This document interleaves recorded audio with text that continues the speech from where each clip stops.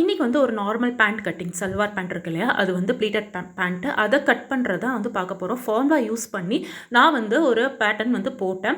கஸ்டமரோட பேண்ட் பார்க்கும்போது அந்த நம்ம ஃபார்முலா யூஸ் பண்ணி போட்ட பேட்டர்னை விட ஜஸ்ட் 4 to 5 இன்ச்சஸ் தான் வந்து எக்ஸ்ட்ரா இருந்தது. ஸோ அந்த லென்த்தை நான் கொஞ்சம் எக்ஸ்டெண்ட் பண்ணிட்டேன். இப்போ ரெட் கலரில் இருக்கு இல்லையா லைனு, அந்த லைன் தான் வந்து ஆக்சுவலாக நம்ம போட்டது.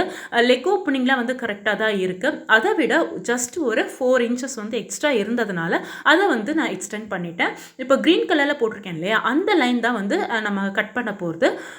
கிராச் வந்துட்டு சேம் லென்த் வச்சுட்டு அந்த லென்த்துலேருந்து நம்மளோட லெக் ஓப்பனிங் ஆக்சுவலாக எங்கே இருக்கோ அதோட கொண்டு வந்து நான் சேர்த்துட்டேன். அதாவது க்ரீன் கலரில் லைன் போட்டிருக்கேன் இல்லையா, அதுதான் வந்துட்டு கரெக்டான லைன். நம்ம இது வந்து காட்டன் தான் அப்படிங்கிறதுனால ஜஸ்ட் எக்ஸ்ட்ரா ஒரு 2 ப்ளீட்ஸ் வச்சாலும் நமக்கு வந்து பிரச்சனையே இருக்காது.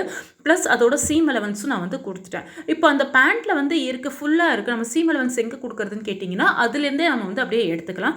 ப்ளஸ் வந்து இந்த சைடு பார்த்திங்கன்னா நிறைய கிளாத் இருக்கும். அதுலேயே வந்து ஃபோல்டரில் நம்ம வேஸ்ட் பேண்ட்டும் ரெடி பண்ணியாச்சு.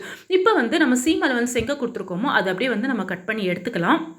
இந்த பேட்டர்னை அப்படியே எடுத்து நம்ம கிளாத்தில் போட்டு கட் பண்ணி ஸ்டிச் பண்ண வேண்டியது தான் பாக்கி. நம்ம சேனல் உங்களுக்கு பிடிச்சிருக்குன்னு நினைக்கிறேன், யூஸ்ஃபுல்லாக இருக்கும்னு நம்புகிறேன். மறக்காமல் சப்ஸ்கிரைப் பண்ணிக்கோங்க.